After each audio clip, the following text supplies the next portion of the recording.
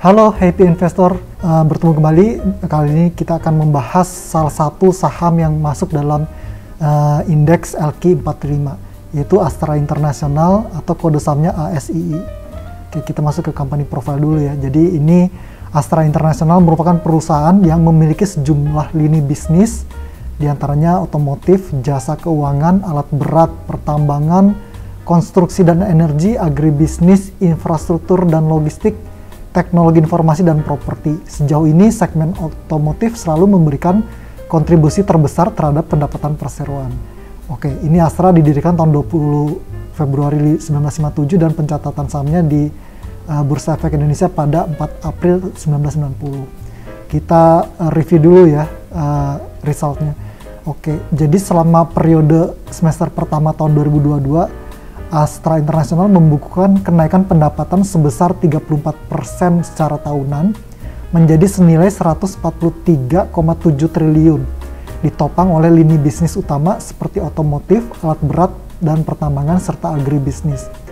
Penjualan kendaraan roda 4 pada semester pertama tahun ini pulih secara signifikan mendekati level pra-pandemi dengan pangsa pasar naik ke level 54% secara tahunan, naik ya dibandingkan periode sama tahun sebelumnya yang pangsa pasarnya sebesar 53%. Kami melihat harga komoditas yang masih tinggi dan akan terus mendukung kinerja perseroan di tahun hingga akhir tahun 2022 ini.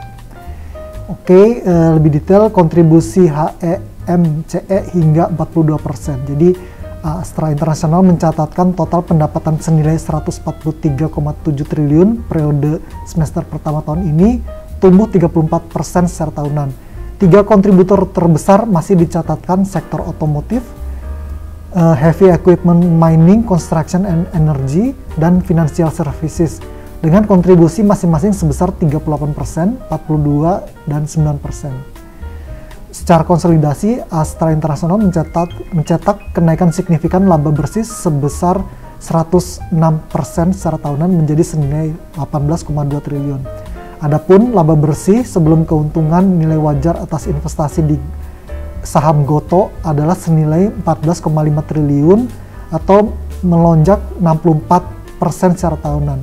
Sementara itu, kas Astra International mencapai 68,2 triliun, tumbuh 7% secara tahunan, dengan utang bersih anak usaha financial services secara tahunan terjaga di level 35,9 triliun rupiah pada semester pertama tahun ini ya. Ini turun 8% secara tahunan. Oke, berikutnya adalah model baru mendorong penjualan mobil Astra International. Jadi penjualan mobil ASI ini tumbuh 23% menjadi sebanyak 259.000 unit dan market share naik menjadi 54% periode semester pertama tahun ini dibandingkan periode sama tahun sebelumnya yang sebesar 53%. Seiring masih berjalannya insentif sementara PPNBM untuk sejumlah produk. Penjualan mobil juga didukung oleh peluncuran sebanyak 18 model baru dan 10 model revamp. Adapun penjualan ASI atas sepeda motor Honda turun 13% menjadi 1,3 juta unit, seiring penjualan sepeda motor secara nasional turun 8% dan adanya masalah pada pasokan semikonduktor. Sementara itu, bisnis komponen otomotif dengan kepemilikan 80% PT Astra Auto Parts, TBK kode sahamnya Auto, mencatatkan laba bersih senilai 432 miliar pada semester pertama tahun ini, tumbuh 62% secara tahunan. Auto catatkan kenaikan pendapatan pada segmen pabrikan, pasar suku cadang pengganti, dan ekspor 16,5%. Berikutnya, komoditas batu bara dan nikel dorong penjualan alat berat. Jadi United Tractor, salah satu anak usahanya Astra International, mencatatkan pendapatan sebesar 60,4 triliun rupiah, tumbuh 62% secara tahunan, dibandingkan periode sama tahun sebelumnya yang senilai 37,3 triliun. Sebanyak 3 dari 5 segmen mencatatkan kenaikan penjualan periode semester pertama tahun ini. Dengan kenaikan terbesar dicatatkan segmen coal mining tumbuh 151% secara tahunan, seiring kenaikan harga komoditas batubara dan nikel.